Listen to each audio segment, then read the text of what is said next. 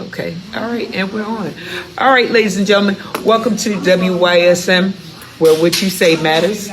And again, I have Miss Akeblulan. That's how you say her name, Miss Akeblulan. All right, I'm gonna let you take it away. All right. I am going to let you take it away, Miss Community Activist. Thank you. What is it? What you say? Community activist, community engagement. You have twin sons. The name of their music group is Soul Brothers, and you manage their. I guess you're their manager. You manage them. Okay, we're gonna go with that. You know what you do, Supermom. What else? What else we got? And you also work in radio.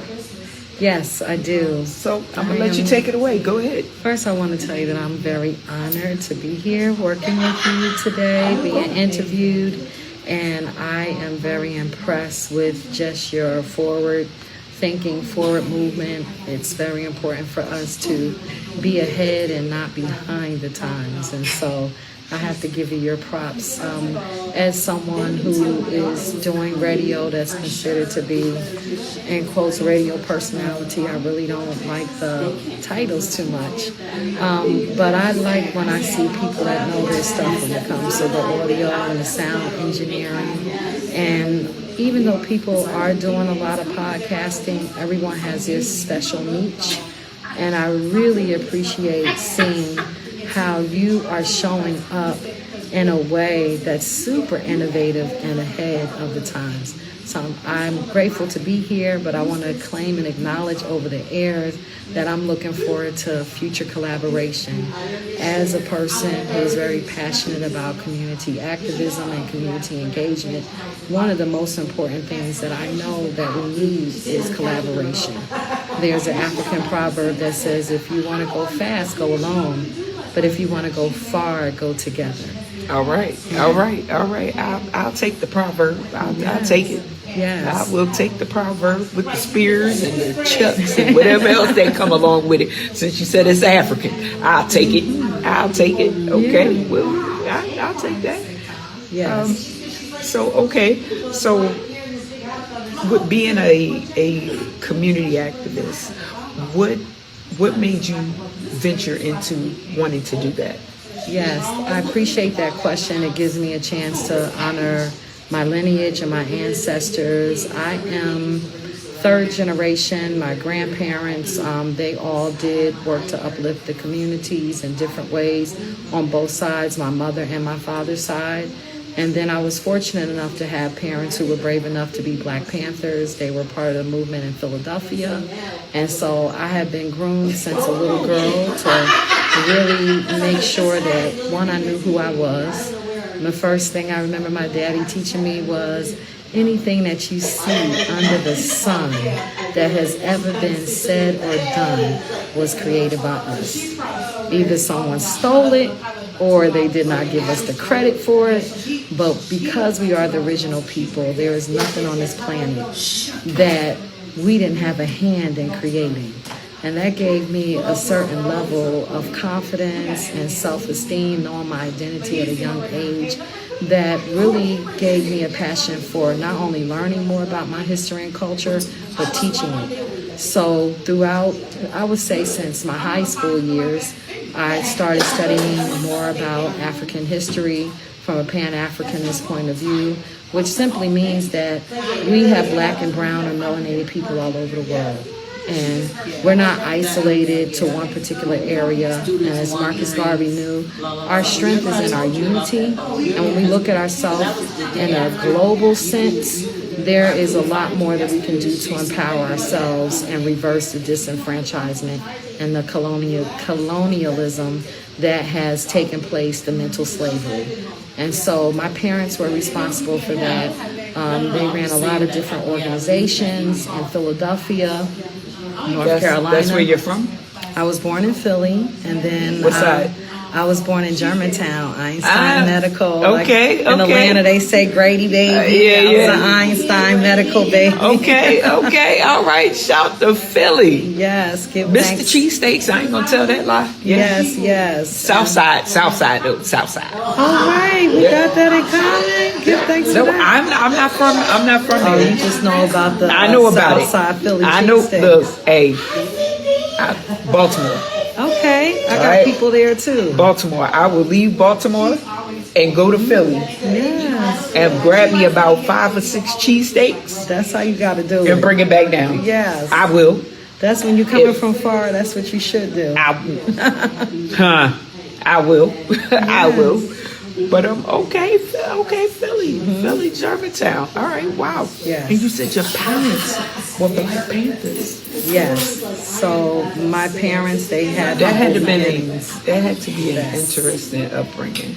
It was amazing because we always had people, you know, in and out the house. But my parents, they had a community center where they ran food pantry, clothing fund. They also helped people who were former gang members, which the Black Panthers in general were really instrumental when you look at them from a historical perspective of starting the first free breakfast programs that we still see in the public schools. And in addition, they would, for lack of a better word, rehabilitate gang members and help them change their lives around so that they would use those leadership skills for something good. So my parents did a lot of work with like job readiness and helping them to convert those skills. They actually also owned a steak shop in Philly, and that was one of the places where people could get jobs as well. They did martial arts classes and ballet classes. They weren't playing with it. Yes. And they took that. The political scene in Philadelphia was actually very dangerous. If you all are familiar with the Move people, there was a bombing of a group of Black people who considered themselves to be extremely natural and anti-establishment, and they bombed them. In Philadelphia, the city of Philadelphia bombed them. And so the political scene was really crazy in Philly. There was a lot of corruption with the police departments, just really having people in positions where they would actually have to pay for the police protection. So we moved to North Carolina, and my parents ended up using the church as a vehicle for community empowerment. And from there in New Jersey, my parents are responsible for leaving a legacy in a town called Red Bank, New Jersey. Red Bank is where the jazz musician Count Basie was from. He was born there. Yeah. And Count Basie didn't have anything that represented him in that town. So my parents fundraised and had Count Basie Theater built. They had the Count Basie Learning Center built, which is an early childhood learning center, like a daycare center. They opened up a place called Lunch Break, which is a soup kitchen. Extended the church, made it bigger. On the 3rd floor, once that was built, they had an alternative high school. My father and mother, they were both educators as well. And on both sides of my family, my grandmothers were. And so that alternative high school was great because although my father, he did become a pastor and used the church as a vehicle, he was a gang warlord himself first.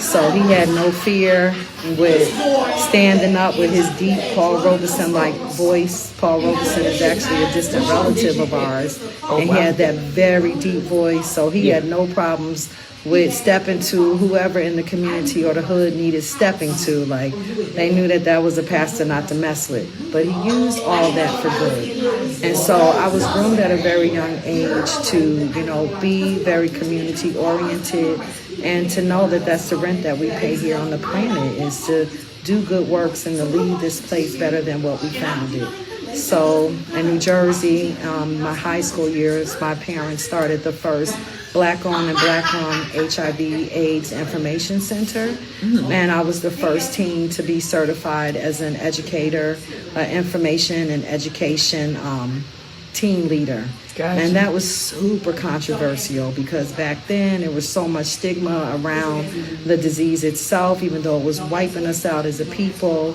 Biological warfare is real. And so for them to be a church doing that, none of the church members wanted them talking about condoms and safe sex and all that, but they were ahead of their times, as I mentioned with you and the work that you're doing. So from there, the current work that I'm doing is that I do a lot of outreach. I work for a program that supports college students with going into the public schools and working with middle schoolers inside the classroom in real time with teachers and encouraging them to go to college, helping them to think about STEM jobs. Here in Atlanta, there's a big wealth gap. And a part of that wealth gap and disparity has a lot to do with the fact that a lot of people come here to Atlanta from elsewhere and they do really well. But the people who are here, the natives of Atlanta, they don't always benefit from that. And so STEM jobs, that's a really big deal for being ahead of the times, where we really need to push more science, technology, engineering, and mathematic opportunities for our youth. Because it's been said that in the 21st century, there'll be more jobs in America than what we will be able to hire people to sustain those jobs. And a lot of people who do study STEM careers here in this country, they go back to their own countries with that information and that skill set. So we want to promote more of the youth being more aware of other opportunities other than, I have a background in education. I used to be a teacher. And when I was teaching, it was always like, oh, I want to be a rapper, or I want to be an athlete. So, just giving them that exposure, because you can do a STEM job and get an associate's degree in 2 years and get paid more money than a college professor with a PhD. And that's real talk if you look at the statistics. Wow. Okay. So I'm with it. I'm all for a bigger paycheck. Yes. All day, every day. I'm for it. Yes. Okay. I'm for it. We are the first scientists. We are the first inventors, the first mathematicians. So it's really important for us to know who we are. So some of the work that I've done in the past is that I've taught African studies professionally on a college level and to adults. Shout out to University for Parents, which is a free organization that supports Black and brown people getting education. So with that being said, I've also taught free classes on Saturday with the youth. And what I've learned is that a lot of times our youth feel like our history started with slavery, which is not true. And a lot of people don't even acknowledge that Egypt is in Africa. We have people in Africa that don't even acknowledge who they are. So it's really important for us to teach to our youth and to give them the opportunity to even have exposure through travel. There's a lot of things that go on with our mindset have to do with, do we have the exposure or is there a lack of exposure? Are we looking at ourselves in the global perspective as opposed to just locally? Like when we were younger, it was a saying, think globally but act locally. And so there's power when we look at ourselves more as international citizens because we're a part of a bigger picture. And the most powerful thing we can do is to really know who we are and then to operate in that. Okay. So well, let me ask you this. By growing up in Philly and your parents being Black Panthers, were you able to travel to different places where there were other Black Panthers? Such as, we all know Chicago. Massachusetts, Seattle, Oakland, California. I don't know much about Oakland Seattle, and Seattle. New York. Seattle was powerful. For the Seattle? history. Oh, that's a But first. I've never heard in that. Oakland. So you got the opportunity to travel out to different states? I did not. One of the things that happened in Philly was there was a lot of suppression. So they began to use code words like the movement. The Afro-American Federation was what my father and mother named their organization. Because of what happened to the Move people and the bombing of that whole community, John Africa, Ramona Africa, those are people who survived that. Mumia Abu-Jamal, was incarcerated longer than Nelson Mandela, right in Philadelphia as a journalist and reporter. So because there was so much political persecution going on at that time, it began to be code words, kind of like the Underground Railroad I vibe. remember that. I watched a documentary on the Black Panthers that had Chicago. Yes. With Shaka Khan. Okay, with Shaka Khan. So I watched the documentary. Yeah, I watched the documentary on that, and she talked about some of the things that she did within the Black Panther and everything, and code words, of course, were used. It was used a lot. Yes. Believe it or not, code words and designs. I say code words and designs originated from slavery. Yes. It originated from slavery. Yes. So there was a lot there, and with the Black Panther. I don't know. Are you aware of the show Godfather in Harlem? Yes. Oh my God! I love that show. Oh my God! Oh my God! His daughter. I need to come out with another season. I'm waiting for it. I'm waiting for it. I am waiting because to meet his daughter, like her statue, because she stands tall, and then she has that big afro. That's good historical fiction. Elise, that's her name. She is nothing to play with. Yes. She is nothing to play with. Once she, got clinked up and decided to go with Allah or whatnot, the Nation of Islam, the nation, and then she being with the Black Panthers, nothing to play with. Absolutely. So I watched that, and it's just amazing how so much stuff is being done within the Black Panthers, like stuff that you just mentioned that a lot of people don't know. Yes. Everybody takes Black Panther as, all these black people pumping up their fists and, just being militant, going around and just being militant when there's so much more to it. And sometimes that's not being expressed. Yes. That's really not being expressed because there's so much more to it. Like in Chicago, how they was talking about how what you call it? The Black Panthers, their word? The Black Panthers and how they started the breakfast program. The breakfast program. They had the medical portion of it where they were able to not only help people get the medications and stuff that they needed, but they also are responsible for early sickle cell anemia testing in this country because it is prevalent more in the Black community. Right. Like I said, when I saw the Black Panther, I mean not Black Panther. I'm sorry, the Godfather in Harlem. Yes. When I saw that, I was like, wow. Like they helped her. Like they helped people get clean. Yes. Get off drugs like cold turkey. In the other programs, and other programs that they have. So it was just real interesting to see and hear and know that, hey, this is what this is about. Yes. You know what I mean? It's nothing to play with. Nothing to play with. So yes, I'm gonna tell you right now, I don't mess with them. Black Panther, all right, you got it. You got it. We good.